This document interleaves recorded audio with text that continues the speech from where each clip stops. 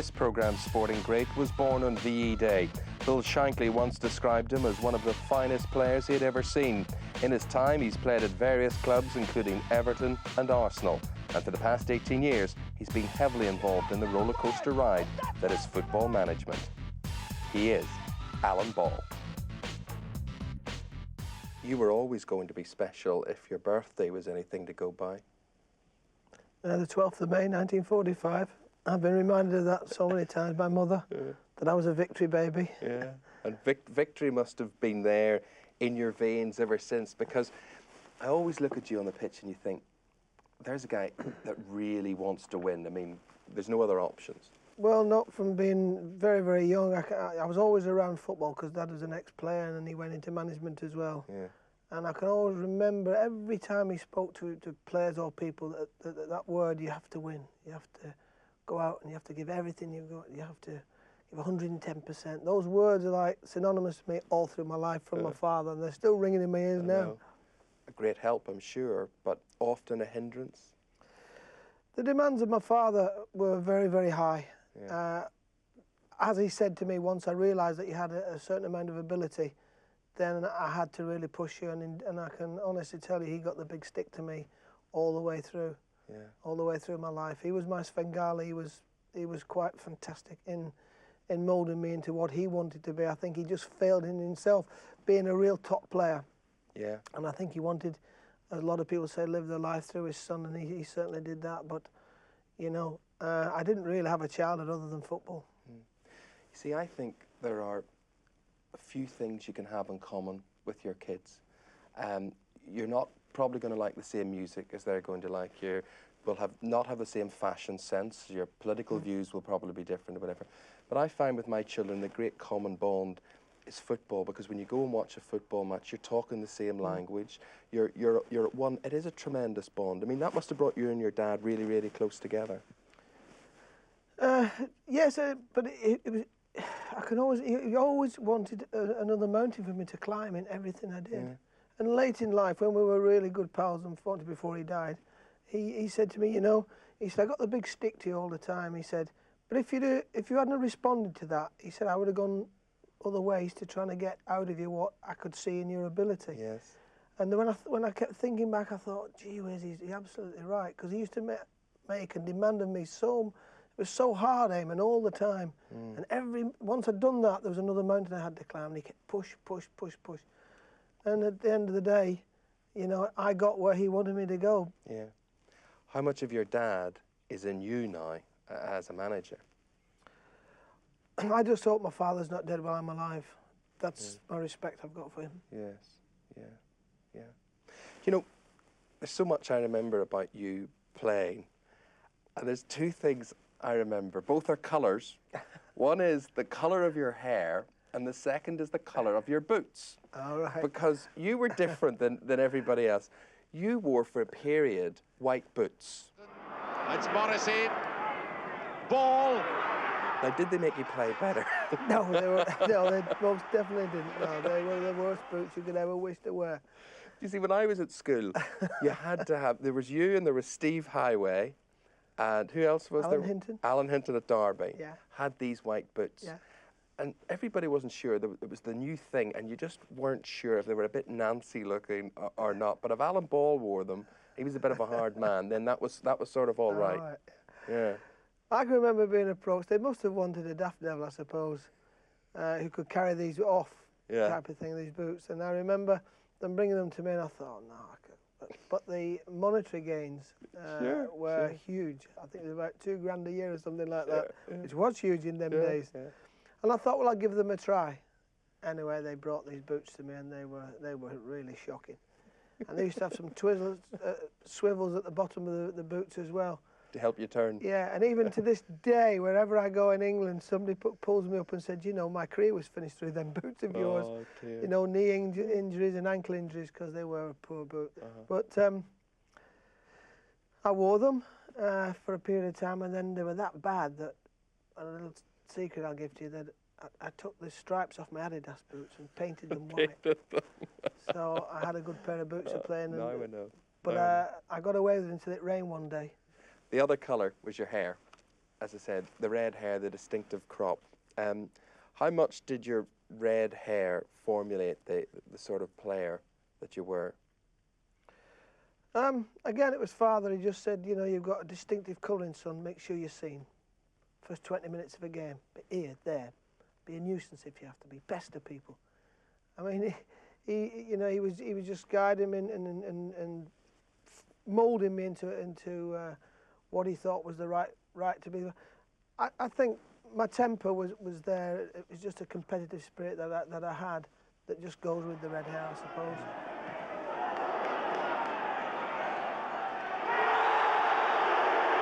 Pretty wild kick by Brennan, even if he was obstructed. But the referee is going to book Alan Ball for deliberately running across the line of movement.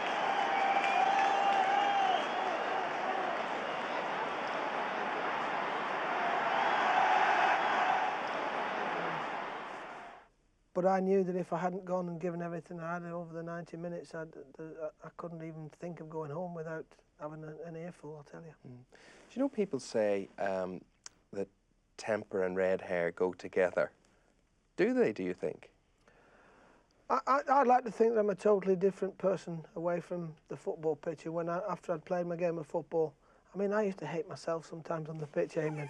The things I used to do and the things I used to say to other players and my attitude to, you know, I just hated myself. And when I watched myself sort of, you know, on television after the games and watched myself in games, I thought, that can't be me, surely. And even my mother and my wife, even now you said you used to be awful on the pitch. But as soon as that's over, you know, I hope I was the first at the bar with the lads, have a drink with them and a chat and a smile with them. And I have got an awful lot of great friends in football. And I think they respected the fact that that was the way I was on the pitch and I wasn't going to change for anybody. Well, can I remind you of an awful time that will make you cringe? England-Poland, in Poland, temper sent off. And ball, Mikaelic it is. The referee's on top of it. And he looks as if the red card, he could be sent off. Ball's having a go at Szczesny. I remember wanting to win a game, a very important game, very badly. Yeah. I remember a player trying to hurt Martin Peters, and he did try to hurt him. He tried to put his boot in his face, and I just snapped. The red mist came over, and I can remember I had him by the throat, or I was on top of him, and then I was pulled away, and quite rightly, so I was dismissed. But it wasn't a very clever thing to do, but I can honestly say it wasn't premeditated. I just snapped at that moment in time. But you had so much to live up to. I mean, 66, which we'll talk about, and the World Cup win. But here you were now, what, 73 or so this was. It was a different stage in your career. You were being, I think, the second only England player to have been sent off. And the England career was coming to an end. Did you know it then? Did you know that the England career was winding down then? No, you never think of that. As I say, it was an instinctive thing that I did, but I thought I was playing as good a football then as I was. You know, don't forget I started very, very early. I was probably only 28 then. Yeah. And I think I went on and I think I captained England in my 30s. So you just don't think of that. 1966 and the World Cup. Now, how old were you then? I was well, the 12th of May, 1945. So that put me 20 years of age. Goodness me. Just coming up 21. Yeah. Yeah. When I was 21, when the World Cup final was played. And what do you remember of the big day? I remember speaking to my father in the morning and asking him, what about the day? As I was only a kid, and he said to me, it's the greatest day of your life, son. And it's the proudest day of this family's life. He said, but you've still got to try and enjoy it. He said, you've got to take every minute in. Don't let a minute pass you by. Because before you know where you are, you'll be sat in the bath. And it'll be all over. And if you haven't done yourself justice, son, you'll never forgive yourself the rest of your life. And I was quite calm until he said that. Then I thought, I panicked, and I thought, gee whiz. it is an incredible day. And that sort of all hit me then. And I said, oh, thanks, Dad. He said, and good luck to you, son. Yeah. I said, thanks, Dad. He said, and son. I said, what's that, Dad? He said, don't you come home to this house beaten. I remember those words over the phone because he was setting off to travel down to Wembley that morning. Yeah. Because Alf hadn't named the team until the morning of the game. Really? And so he was absolutely right again. But I remember my father's phone call that morning after the time that I was picked. What I remember, looking at the goals over and over again, the fourth goal, they think it's all over. It is now. Jeff Hurst whacking that ball into the top left-hand corner as we look at it. And if you look at the top of the screen on the right-hand side, there's Alan Ball screaming. What are you screaming? You're not saying pass it to me, are you? You're winding me up now, aren't you? You're winding me up now. I was at Ranklers with me because he should have given me that ball to First. And I run 40, 50 yards with Jeff First to take the German defender away first of all so that he could have a free run. And when the German defender half went to him, he should have passed me that ball. And he's been man of the match. He's been made a knight through all that. He's been trading off that ever since. I was the decoy duck. I was running like that with the duck on my head. What did you all do that night then? The thing that really disappointed us all was the fact that we had a reception, believe it or not, and the wives were not allowed in the reception.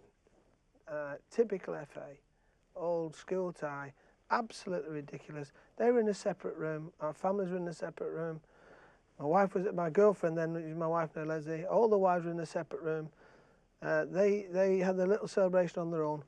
We were in another room having our celebration, and we got together late on, far too late really, to be together. And Leslie and I decided with, I think it was Nobby Stiles, Martin Peters, Jeff Hurst, and John Kennelly. If you remember John, he was in the squad.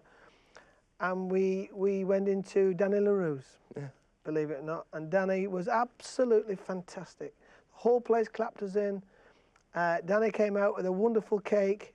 And the night went on from there, and we didn't get much sleep, I can tell you. But I'll always remember the reception we got, thanks to Danny LaRue and all his cast and everything, and we had a marvellous night. You've talked so much about your father. Is it true that your mum has your World Cup medal? I give it to my father straight after the game. I said, you know, this is for you, Dad, and thanks for everything you've done for me. And it's when he died, obviously, the mum. But Mum has now handed it over to my 21-year-old. When he was 21, my son has got the medal. It's in safekeeping, but it's to go down the family as the years go on. And my son's been a cracking lad, and it's for him for later life. Is he like his dad? He's better looking than his dad. But he's a coach. I'm proud of him. I'm proud of him because he wanted to be a footballer desperate. He wanted to follow in Dad's footsteps. I had to pull him at about 17 years of age and tell him I didn't think he was going to be good enough. One of the hardest things I've ever done in my life, Eamon, as you know, with your children. And I tried to guide him down the coaching path because he was similar to myself with my father. Everywhere I went in my coaching days, I took him with me, and he seemed to just fall into these coaching sessions and know which way to go. He's took all his badges. He's been in America, and he's been in Canada and with the academies working football. And he's come back, and I thank my chairman for allowing me to give him a job as a junior coach, coaching the youth team at Portsmouth, which is his first start. Good. After the World Cup final and that winner's medal, were you able to walk on air after that? Were you part of an elite band, or was it downhill after that at 21 years of age? Well, people say, don't they, where do you go when you're the best in the world at 21? I mean, if you remember, it was the 31st of July, and our season started the 15th of August. And I had about 3 or 4 days in the Lake District with Leslie, that's all, and came back to training with Blackpool to start the season. And I can remember being in Collinson's Cafe in Blackpool and got a phone call to go back to the ground, where Ron Stewart, the manager then, said to me, there's been a board meeting this morning. The club have accepted a British record transfer bid for you. There are 2 clubs involved, you can take your pick.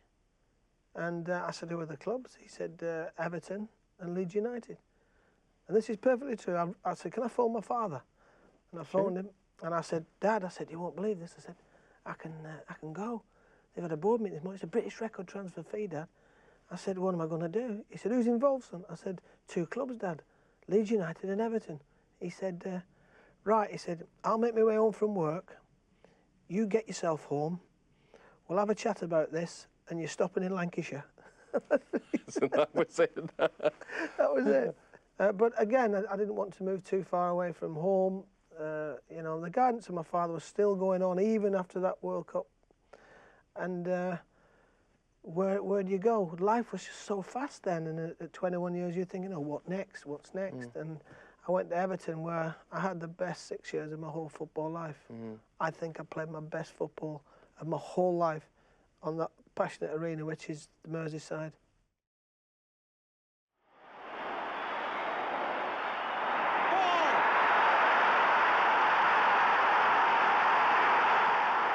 So how and why did it come to an end at Everton?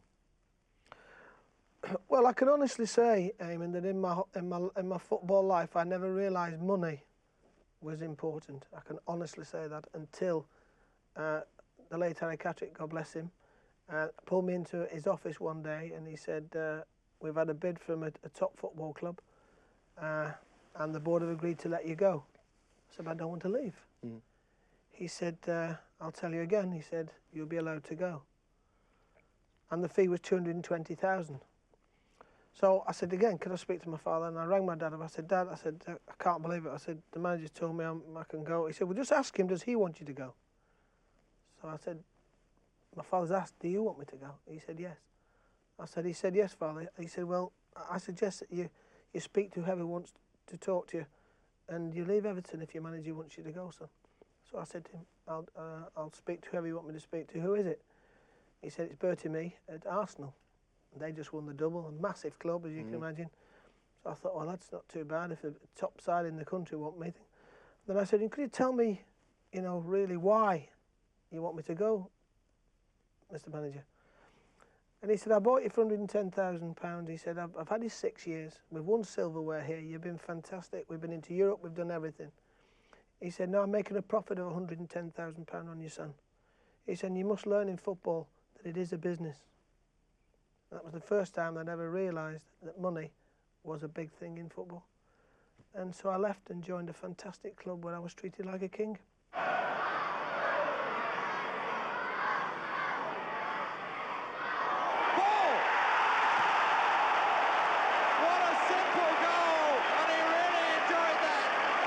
Stapleton.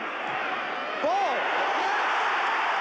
How old were you when the transfer between Everton and Arsenal took place? Just about 27. Amazing, isn't it? Yes, yeah. Incredible. 116 games for Blackpool, 208 for Everton, and you had that First Division Championship win there. 177 for Arsenal. You had an FA Cup win there, and then on to Southampton, 64 matches there. Is there a club which has more, or holds more affection for you than others, which you regard as your club? Not in terms of my feelings. Yeah. In terms of my actual performances, I think I helped every single one of them. I was just allowed to play at Blackpool and just no tactics, just go and enjoy yourself and play and let your natural ability help the team. I went to Everton where I think I was at the peak of whatever you want to talk about football, with the passion I love to play the game on the stage that I got. I just felt that was the time. You know, when you think it is your time. I went to Arsenal and I played some really, really good football for them there. But we never won anything, and that really hurt me. The fact that I couldn't contribute to any silverware at Arsenal at any stage. We finished second in the league. We got beaten in a cup final. We got beaten in semi-finals. We hit the post, so to speak, in everything I did at Arsenal. But I loved the club. I was treated fantastic. No footballer could be treated any better than I was at the Arsenal, as indeed a lot of players will tell you that. Then I went back to Southampton. It was like going back to Blackpool again, where I had a free role in doing lots of things in helping Laurie McMenemy take that team of his that had won the cup in '76 back out of the old second division into the first division, where they've stayed until this day. And I was quite proud of that, helping build that club and build that side again. And I played some old football there, old thinking football. Now Holmes. Now ball. 2-0.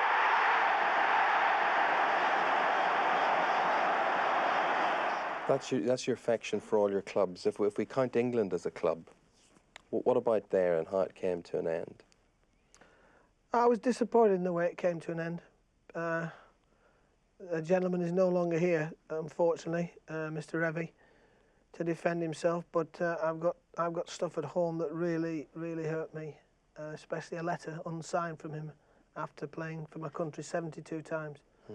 I thought, being the man that he was, that he would face me and tell me the reasons why he was going to take me away from this environment of England, which is very special to any footballer who's played for his country. They will tell you that. And I didn't deserve a confrontation with him or even a signed letter. That to me was a very sad day. What do you think your best attributes as a player were? Ted McDougall, who's been a very good friend of mine, who was a top striker, paid me the ultimate compliment an awful long time ago when he said, "You knew my runs were on before I knew them." And they could trust that I would get the ball to them as quick as it possibly could, because they're the people who need the time with the ball, strikers. And they could trust the fact that when the ball was coming to me, if they made their right runs, they could. So I would like to be looked on as a friend on a football pitch, playing with people that I would help get their bonus. Then that's you as a player. Then you as a manager. Do we have to talk? Maybe that just answers my question. Were you happier as a player or a manager? Oh yeah, I think anybody will tell you that come on the other side of the fence. Will tell you that there's nothing to substitution for even go anywhere near to being able to play and command the football pitch and be able to, you know, take the game your way. There's nothing, no better feeling ever. In management, there's all sorts of things that can stop that, can stop your own ability. That's the thing that I find so frustrating in management. And people have asked me lots of times why there's not many of the World Cup lads in management. And I just say to them, it's the standards that they set themselves and how they achieve that ultimate to try and put it into other people. But then, how do you separate, Alan, what is a good manager? I mean, are you a good manager? Do you think you're a good manager? I would like to think, yes, given the right, the right situations. Yes. Yeah. And there are football clubs for certain people. Wrong side! And then you shovel over, but you've not said a word! And that's what happened the other night! And people would say that I would be a better coach than a manager. What is the difference? There is a subtle difference, but I think there'll be lots and lots of young players throughout this country who've gone on and played for their country that I've worked with and been with since they were 12 years of age and helped their progress, would say he's a good manager, he's a good coach. So what makes the best coach or manager? What are the factors that you need to have a chance at being a success at the job? Do you want me to tell you? Money. And being able to go and buy the best and work with the best, to give you time to produce underneath what you hope will come and be the best. And that's exactly what's happened with Alex Ferguson, who's the most successful man in our country at this moment in time. That's what he's done. Alan Ball, a World Cup winner, 72 England caps, and now managing his 6th club.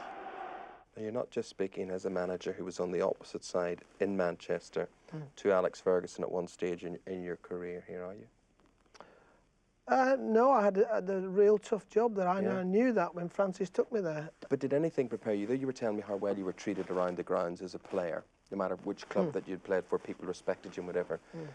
Did anything prepare you for the vitriol that you would receive as a manager? No. I just couldn't quite believe the lack of respect that is shown for someone who's trying to do sometimes an impossible job. But an honest job? Well, of course. I mean, there's lots of very good men in the game in this country who can't be successful because of the system of the leagues and the few cups that we play for. But in saying that, there's a lot of good men who get hurt by, unfortunately, what I call the morons in the game now, who need things to happen today. Football, Eamon, at this moment in time, is not about how you would like to take your children to a game, or how I was taken to by my granddad and my father. I went to watch Bolton Wanderers when I was a kid. They were my idol in that loft house. Hopkinson, Hartle, Banks, Ennin, Higgins, Edwards, Birch, Stevens, Loftus, Parry and Oldham. That was my team as a kid. And I went every Sunday home when I could get away, close by. And I went and I loved every minute of it. Win, lose or draw, it was my Saturday. It was my granddad, he worked on the pit all week. He used to take me, we used to catch the bus. We used to do the same thing coming home. We had fish and chips out the paper coming home, walking it home from Bolton to Falmouth. And it was our day. And all around us there were people who'd worked hard all week and they went to watch their team and they supported their team and they loved their team. Not anymore. And I gather from what you're saying there's very little fun in it being a manager by and large. In the city of Manchester, unfortunately, the team that is the team of Manchester, Manchester City, they're the one chasing the tail of the team from Stretford. And the coat of arms on the shirt is the Manchester coat of arms of Manchester City. And unfortunately, at this moment in time, it's gone the other way. So you can imagine the pressure that's on anybody there to try and bring this back to the team that is the City's team, is Manchester City. And that is the problem that they've got. And they've got fantastic support. But they've got to try and catch United, and they cannot at this moment in time. So they've got to cut the cloth accordingly, which they weren't prepared to do 3-4 years ago. And consequently, they didn't have the money to compete with Manchester United. They were getting the crowds to compete, but they still didn't have the money to compete with Manchester United. And unfortunately, they've had to go all the way downhill to really start again. And I was part of that. And, you know, I really tried very, very hard. And in all fairness to the Manchester supporters, they were terrific to me until right at the very end. And probably understandable. I thought they were a bit misled in the fact that they thought that I sold all the best players for them. And, well, you know that's not right. You're given a directive. Every manager's given a directive to do certain things, and sometimes they've got to do things they don't want to do. Now, with all that said, do you still wish you were playing? Oh, yeah. Eamon, there's no more fantastic feeling than being able to run a football match. You're playing, and you've got the opposition on toast, and you're in charge. Every time that ball comes to you, you're conducting that orchestra, and you're on top of your form, and you know, and the crowd are all swearing, they know that what a performance this lad's giving here today. That, to me, is the most wonderful feeling that any top sportsman can ever have. Well, thankfully, you've had enough of those days, more than most will ever see. You were born on the right day, with certainly the right name. Alan Ball, it's been a pleasure. Thank you. Eamon, thank you.